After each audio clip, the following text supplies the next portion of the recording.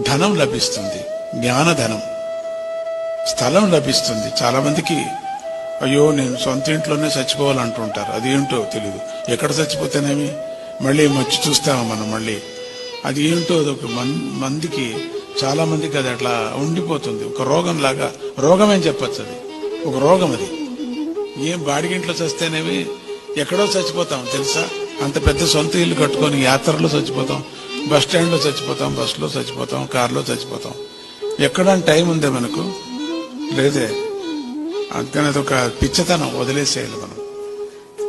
అందుకని ఇక్కడ పోని దీంట్లో స్థలం లభిస్తుందని చెప్పాడు. ఇంకే అంతకన్నా అదన్నా చేసుకోండి అని చెప్పాడు. సంపదలు కలుగుతాయన్నారు, విజయం దక్కుతుంది అన్నారు, కాంతి లభిస్తుంది అన్నారు, జ్ఞానం దొరుకుతుంది అన్నారు, విద్య లభిస్తుంది అన్నారు. ఎంత అద్భుతమైనటువంటి ఫలాన్ని ఇచ్చుకొని వెళుతున్నారు. ఈ నవరాత్రుల్లో అందరూ శ్రీమాత అని స్మరిస్తూనే ఉండాల.